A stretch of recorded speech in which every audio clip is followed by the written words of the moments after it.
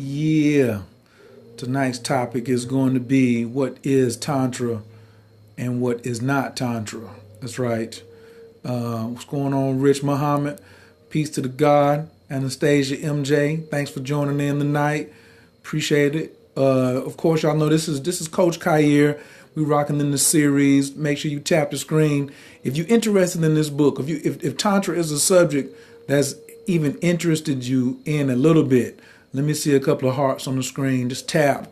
Mr. Rice Worldwide, Nakima Lee, what's going on? If you love Tantra, if you love, freedom, if somebody's explained to you, if you've ever seen any kind of interest in Tantra, I just want to see you just, hit the screen a couple times. Let me see a few hearts as we get ready to talk about this. Jewel in the Lotus. This is going to be part book review and part Tantra class. And definitely appreciate all of y'all for joining. My name is Coach Khayr. Please share this with your followers. Share this on Twitter because this is going to be a good one, I got stories for you tonight. This one's gonna be good. All right. So my name is Coach Khayr. Of course, you are rocking with the best. I appreciate everybody for joining me tonight. Finally got me a nice stand so I can have my hands free.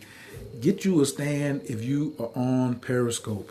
Get you a little stand so you can just have your hands free because I talk with my hands. My name is Coach Khayr. I started studying with Grandmaster Sunyata Saraswati, the father of modern Tantra in North America in 2001. He was commissioned to bring Tantra Kriya Yoga and Tantra in general to North America in the early 70s. And he only taught it to closed classes, and then he wrote a manual, of many which I have because I was his student from 2001 until he passed last year, May 2014. And I don't mean I bought the book and then I read it and I am his student. I mean physically worked, studied, learned under him personally, one-on-one. His birthday is September the 5th. He's a Virgo all day. He's left-handed. He's from Chicago. And I saw some amazing things as I was learning about the subject.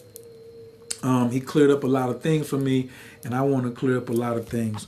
When I originally started studying with Grandmaster Sunyata, I didn't even know about this book, right? I was just I got most of my education from barbershop, from the homeboys, watching porn, things like that. And it was a healing arts class that also practiced martial arts. So when somebody, showed me the book and his name was right there on the front, I was like, oh, he's an author too. And if you want to know a subject, you got to get to know the author. So this is from my own personal lifestyle, my personal experience. A lot of people, when you type in Tantra on Google, you get something sex related. And I'm here to tell you that Tantra is not sex related. As Sunyata taught, a thumbnail, the thumbnail that you put on your thumb when you're sewing, he said that's the amount of sex that's in real authentic Tantra. But as I said earlier today, the subject has been prostituted by Westerners, Western Europeans who like sex sales. So this is kind of why I wanted to just. Some people asked me from an earlier scope today about what is Tantra. And I was like, okay, that's that's an entirely different scope. But I said, I'm going to do it and let it contain itself so we can set the record straight. So this is what this is in my attempt, in my honest delivery. This is not an opinion. This is from what I have experienced and what I have lived, which is where I feel people should get their information from. Is from what's going on, Fuzzy. Hey, Miss Nubian Queen B. Thank you. Hey, Leslie. Is from someone who is living something, not just studied on the book. So I got the book. Are the pages tattered? Yeah. Should you get the book? Sure, absolutely. But you can't learn Tantra from what's going on, Mr. Rice? You can't learn Tantra just from a book or from a video or because you think you had mind-blowing sex. So to even talk about what Tantra is, before I get to that, we got to talk about what is not. It's not, Tantra is not when I'm having multiple orgasms, so I know I was having Tantra last night. No, that's not it. That's not it. You were having great sex and multiple orgasms, or your dick stayed hard all night and your woman was just, she was really into you. But that won't Tantra, okay? When a woman has not had orgasms in 10 years or she's never had, hey, KM Lata, if a woman has not had orgasms from vaginal penetration and only from masturbation, and then she gets with a man and he does energy work and she has an orgasm, a deep orgasm, that's still not Tantra. No, that's still energy work. You can bring someone to orgasm. A man can bring a woman to orgasm by just using his energy from his hands, from his chest, from his heart, from any projectile, from his knee, if he wants to emit it from his knee, if he want to hold it up there. But that's not Tantra, okay? And no, it's abused. If you overuse something, you abuse it. See, real Tantra hasn't been used yet. The word, yes, has been abused, but it hasn't been really grasped as an understanding of what it is. That's why I think this is very important. I'm going to try to keep it as short and compact as I can. If you have any questions as we go, put them in the room, because I do Q&A while I'm talking. So if it comes up, please ask your question, and I'll do my best to stay on topic and answer your question. So I'm finishing up with what Tantra is not. Tantra is not about 99% sex. It's about 2% sex. You see, a thumbnail, that's how much sex is in the context of Tantra. So if the entire body is Tantra, then you're looking at this much as the sexual aspect. So some of you may be thinking, well, what is Tantra? Tantra is, hey, Miss Sophia Renee, thank you for joining and thank you for sharing with your followers and sharing on Twitter. And thanks everybody for the hearts. Tantra is freedom of consciousness by raising Kundalini energy. Consciousness is the freedom. That's the first word. It's the freedom of consciousness through raising Kundalini energy. That's what Tantra is. So when you see someone saying that I'm practicing Tantra, I'm a Tantric teacher, and the entire 90% of their conversation or even 50% of their conversation is sexually related, they're trying to sell you something. They're trying to sell you the ideal because you came to them looking for sexual gratification. Looking for Tantra and looking for sexual gratification, you're in the wrong place. Come to Tantra looking for freedom of consciousness. Tantra is so much bigger than that. Imagine Tantra as a woman. You're a woman, because Tantra is feminine. And a man is only talking to your breast. Or he always wants you to turn around and shake your ass. Or you have a beautiful body, but he just interested in your mind. But you're getting horny and he don't want to do nothing with the rest of your body, or he don't want to take you out to eat. He just interested in your mind. He ain't interested in like the makeup or the care you put into your hands or your emotions. He just interested in your mind, or he just interested in your titties, or he just interested in your bank account. What if a man was only interested in just one aspect of you, and it was to you minute? I know you Scorpios and Scorpio risings can feel me. Yeah, y'all got it bad. Tantra is so holistic because your consciousness needs to stop being caged in like a bird where you feel that you have to vote for someone else.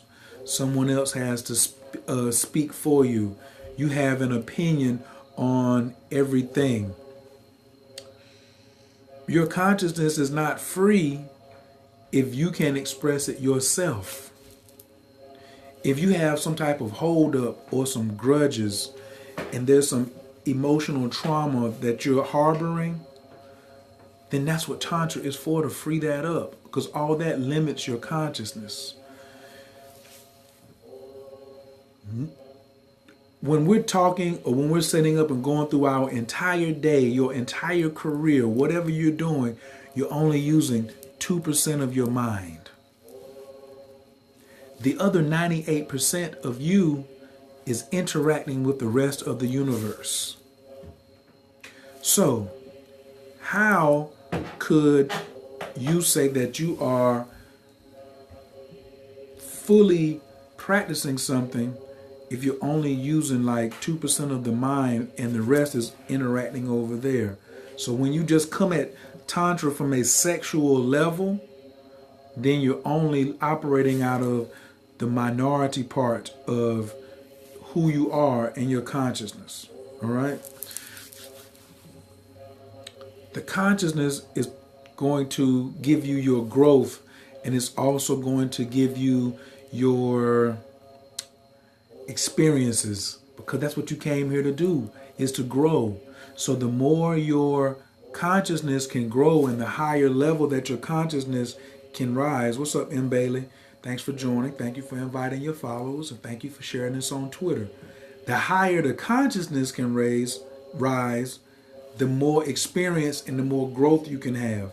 But when you pigeon down and you're talking about Donald Trump, or you're talking about World Star, or you're even talking about different hashtags like Black Lives Matter, White Lives Matter, All Lives Matter, when there's this separatism going on, that's not consciousness.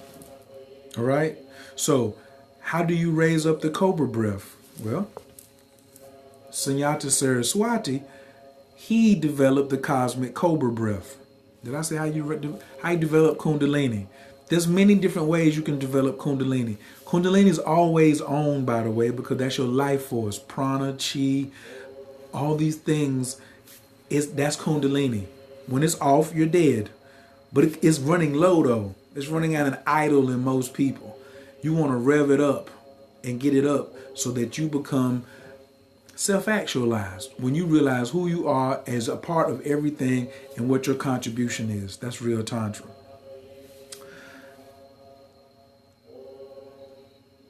Tantra is feminine by nature, and women are naturally tantric.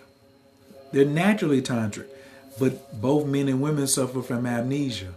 Women is easier for them to get to it, but the sinister has been holding her down, because if she is free, then it's a wrap. It's a wrap. Then the woman will come back into power, which is what's really supposed to be going on, because she's fair. You know, she's more passionate and compassionate.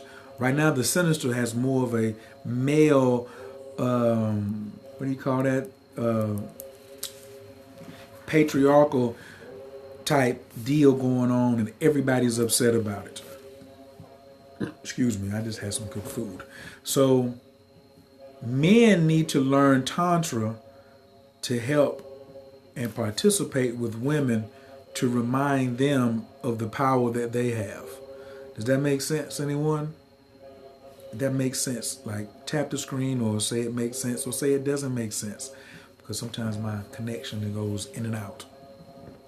So, thank you very much. When men study Tantra, it's going to deepen the relationship with women, all women, that much faster. When a person remembers who they really are and can get into their true nature, that's real healing. So if a man can help a woman remember and self-actualize who she is and heal her, he's uplifting humanity. That's why I'm always saying Noble Drew Ali, the Circle Science, the entire Moorish American movement, when Noble Drew Ali said uplift fallen humanity, he's talking about the woman. And the technique is Tantra. And that means raising her consciousness. Now, helping her evolve, because she's the queen of sex. The woman, that's her domain. And she runs it naturally, but a lot of women have suffered from amnesia and do not understand that it's nothing to be abusive about. And they feel that they've been victimized. But this power that they say is they're being victimized by is actually their power to basically manifest anything that you want. When you are free, you manifest whatever you want. You don't have to go around and like double check and ask somebody, can I do this or can I do that? You don't do that. You just do what you're doing. And that's a real big aspect of Tantra. This is, oh man, I forgot this picture was in the front. If anybody has questions, please ask now, because I got a lot of stuff to do tonight. So I just want to I could come back and talk about this like all day, but I don't want to beat it in a dead horse. Like this is me and Sunyata. This was this was Halloween 2002, I think. 2001 or 2002, this was Halloween. So it wasn't, like I said, me just getting the book and then just reading it. Like I was in his head and he was in my head way more than I was in this book, right? Like, because it wasn't like you had to read the book before you came to class, but it was all about doing the work. And I think that this book is something that will advance your spiritual practices. That's another thing. Tantra is a spiritual practice. So when you are lining it up with just sexual or physical acts, you're not really getting the full gist of it. All right. So I don't know what kind of reception we're getting right here. So I'm going to just pause for the calls and just get that little tidbit out. I will be doing some more book review out of here, because there's some real jewels in here about growing and a lot of esoterics in this book, but in a language that you can understand. If you're going to order it though, please get the 3rd edition. Please get the 3rd edition. All right, please. Miss Sophia Renee, I'm trying. I'm just putting it out here. This message is really not that popular. Like you see other people talking about Ask a Millionaire and all these other things, and they got 250 people in the room, and it shows that I only got like a little bit of people. But that's all right. Right. Tantra is not just about sex. Tantra is the evolution and freedom of your consciousness through raising the Kundalini. That's the definition given by the man who brought it here. And to me, that's the definition too. For myself, I accept that and I live that. Growth is the purpose. Everything else is the result. Live free. I practice Tantra I'm free because I live free because I'm practicing Tantra. I live free because I'm practicing Tantra. That's why I'm the growth coach, because I want people to grow. But I come from a tantric background. I'm still studying. I'm not a master, but I'm very honest about what the craft is, and I'm also a lineage holder from my teacher, and I feel an obligation to share his message. And it's our message, because it's not like he said do this, like I wouldn't have been around and my life wouldn't have been saved like it was if it wasn't for Tantra. So it's just almost like me talking about a wife or a loved one or some dynamics that happened to me. And so that's why I wanted to share, because it's just a lot going on, yo. And I just think a lot of people, especially here on Periscope, this is my personal opinion, this is how I see the world. Even in my marketing, I'm looking at it through tantric glasses. I'm not looking at things. Please talk more about lineage. Yeah. Can I do it in storytell fashion? When you're learning something, then it's like original. No, whenever you're learning something, you should ask, who's your teacher? What if I don't have one? Am I limited in what I can learn and experience? Yes, you are limited. What if I don't have a teacher? Am I limited in what I can learn and what I can experience? Absolutely. The difference between having a Tantra teacher and not having one is masturbation and intercourse. Do you feel the same way during masturbation and after as you do when you have a full live body there with you? That's male or female. Do you feel the same way? So a lineage, right? A lineage is the same way. With a lineage is full body. I'm just using sex as an example, not that it is, but I'm just saying so you'll see it. With lineage, it's just like a full relationship. Without lineage, it's not a full. It's almost just like trying to go through this book and be like, what did he say? You ever ask a book a question and it answered you back? Because it'll never happen. But a lineage, the importance of a lineage is the linkage back to the source where the power came from. That's what lineage is all about. And there's a dynamic energy that's passed down from teacher to student for millennium to millennium to millennium to millennium. And you're tying in to everyone who's ever practiced that art. Everyone who's ever practiced Tantra, original Tantra. No, lineage is not having a teacher or a guru. The lineage is what is the teacher or the guru is tied into. Anybody could be your teacher, but does that teacher have a lineage? And lineage is more important than the paper he got on the wall. Because he can take a yoga course online and say, I'm certified to be a life coach or to teach yoga or to do whatever. But he's not on any lineage. I'm not on any real substantial lineage. If yoga is thousands of years old, then there's lineages that have lasted where people do their best to maintain and stay on the original path. In Islam, they call it the Siratul Mustaqim, to stay on the path. In Freemason, we say we want to get squared off, because in the Moorish Science Temple, it talks about we use the axe to cut off. You know what I'm saying? We use the hammer to pound away at the truth and use the axe to cut away the rough edges. So you want to stay on the original as close as possible. That's a lineage. Bruce Lee had a lineage because he studied with Ip Man, who taught him Wing Chun. The system of Wing Chun, lineage is like the system that you're tying into. Seeking me, what's going on? Lineage is just these energies that you locked into. Like all of this is the path. But over time, this person came and taught, then they died. They came and taught, gave it to this person, then that person died. Then this person taught, they gave it to this person, then this person died. Then this person taught, and then they gave it to this person, and then this person died.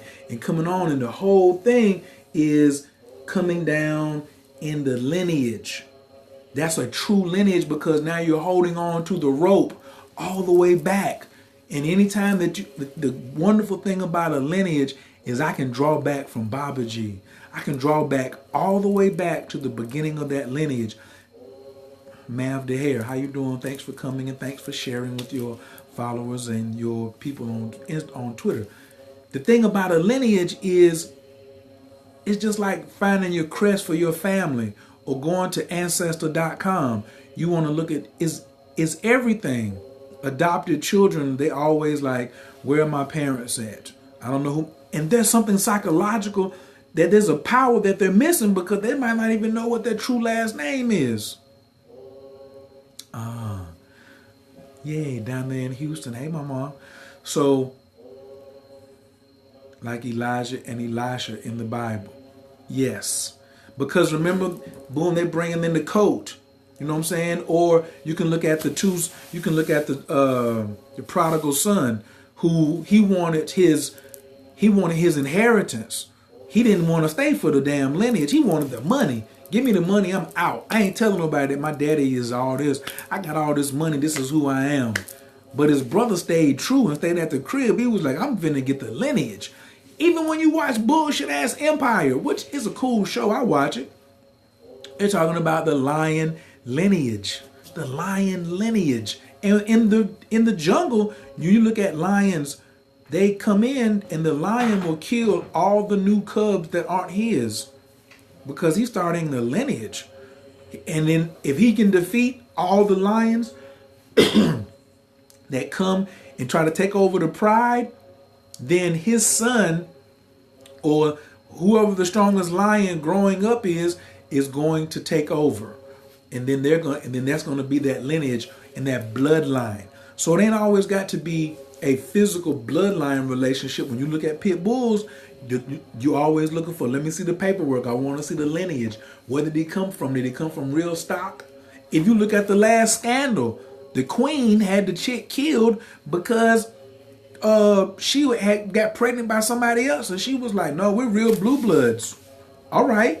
So lineage, especially in Tantra, you have all these people out here, which I'm doing my best to remain calm around so many charlatans.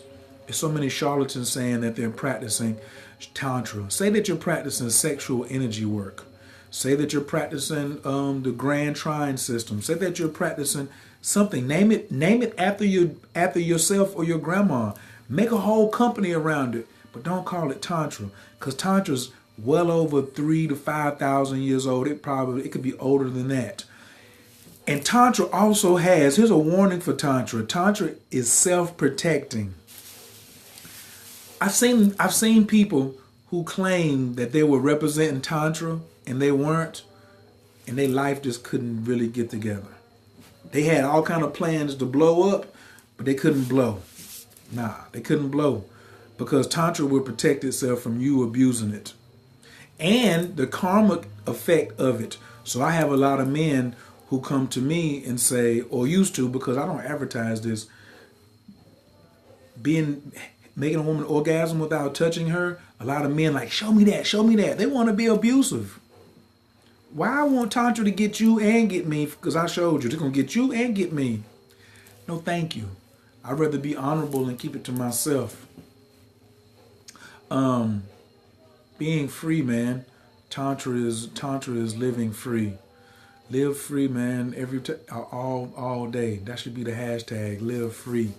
A lot of people, right. Integrity is a must. That's why the 4 virtues: honesty to myself and others at all times, humility in thoughts, words, and deeds to those above and beneath me, patience, I will put the needs of others before that of my own, sincerity, I will fear only my lack of sincerity. You put those 4 virtues, which are martial arts virtues, on top of Tantra, you win. You gotta stay honest. You gotta be humble. You gotta be patient. And you gotta be sincere. I think my next scope will talk about how to practice Tantra. Something that you could do to get ready to practice Tantra, like especially exercises. I wonder, could I show some Qigongs from this periscope? If I slide this back, how much can y'all see? I would have to turn it sideways, right? Whoa! If I turn it sideways.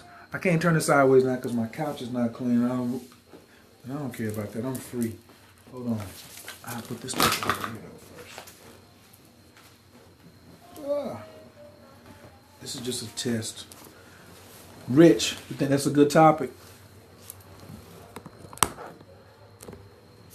What?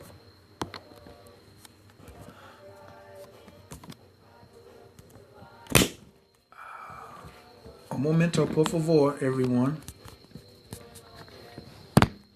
Okay. Word. Oh, man. So let's do an exercise for those who stuck around to the end together. One thing you're going to need is energy and chi, all right? You can do this sitting down, you can do this standing up. So the hands are going to be down beside you. You could. I'd rather you just let the hands hang, right? And the breath is really, really important. So you're going to inhale.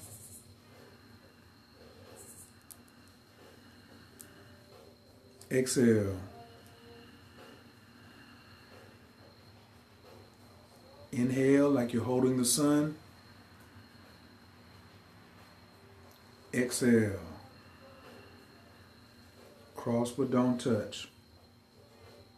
Cross the sex center and let the hands come out beside you. Inhale.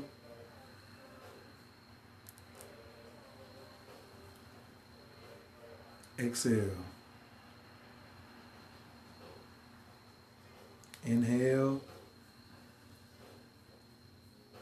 Exhale.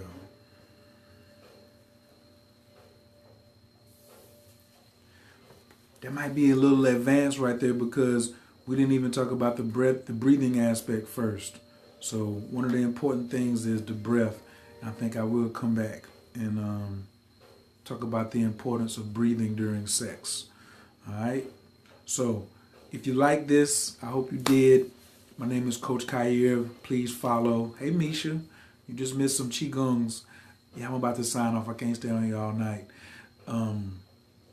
But the next scope is probably be about breathing, intelligent breathing, breathing to enhance your sexual experience. My definition of sex is healing and manifesting. Not just to get your, you'd be amazed how many people don't know what sex is for, which is why stuff starts to get jammed up. But I appreciate everybody who came through. Thanks for sharing it with your followers. Thanks for sharing this on Twitter. And I'm going to talk to y'all in 2 and 2. If you think this was helpful, copy the link. You can catch me over on Catch 2. Put it on your social media.